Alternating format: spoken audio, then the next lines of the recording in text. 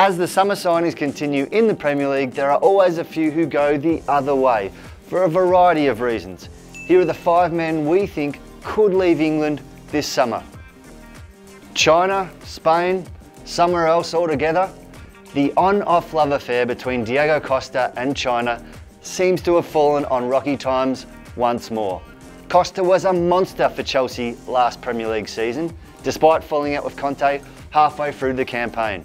He managed 20 league goals and contributed greatly to the successes of Eden Hazard, Willian and Pedro.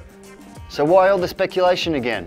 Costa is of course a little bit of an abrasive character, which tends to work for him on the pitch, but not as much off it. But will that bring an end to his time at Chelsea? A big money move to China has hung around like a bad smell for some time now, while a return to Atletico Madrid has also been mooted. Chelsea will require a replacement if they are to let Costa go, which is where this guy or this guy could come in. So will he depart?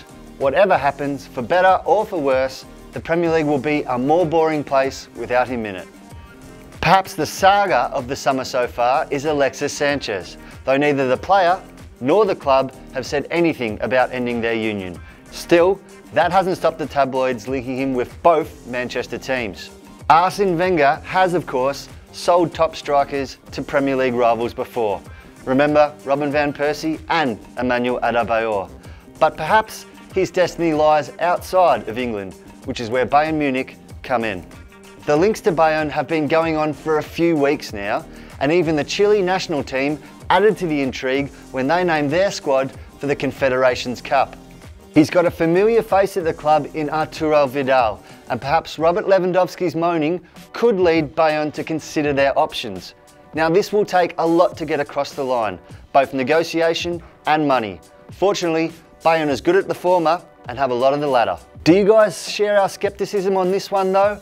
Because with this sort of player and this sort of club, this will take a lot to get over the line. Another London-based player, another link to Bayern Munich. Kyle Walker has fallen out with Spurs coach Mauricio Pochettino, even despite his fantastic season for both club and country. Again, City seem to be interested in Walker as well. And would that suit him a bit better?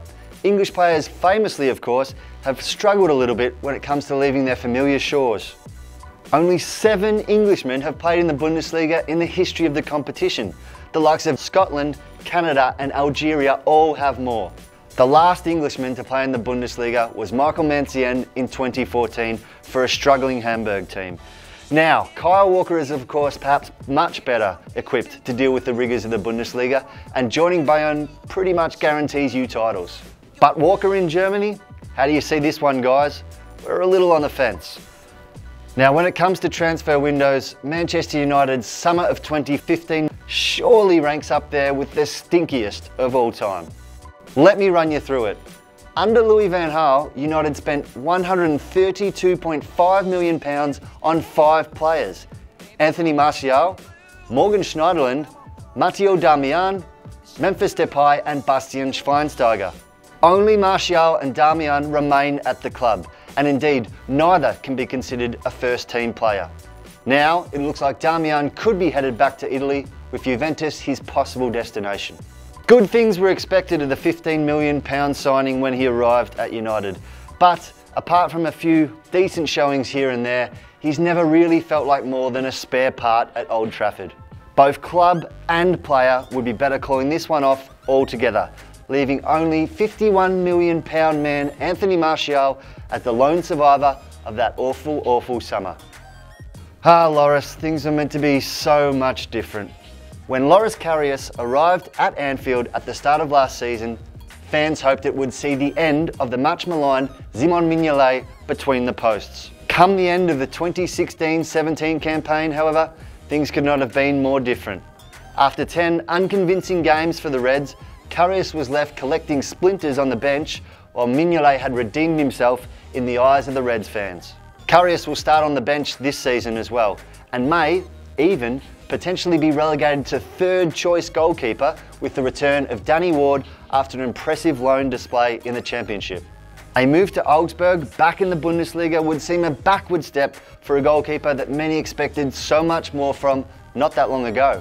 in Karius' favour is that Klopp will not hesitate to change things up should Mignolet or Ward not impress between the posts this season. So perhaps he's best waiting this one out. Either way, let's keep an eye on it.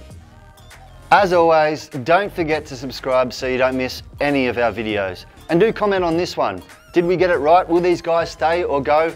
Let us know below, even if you're going to call me, as one did last time, an Aussie twat who is looking for attention. Put it all in there.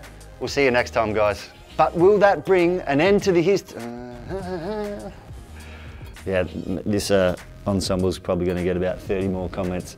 Romelu Lukaku or Alvaro Morata? What's better? 7? Wait for Man United fans to just f***ing rain pain on my butt on that one.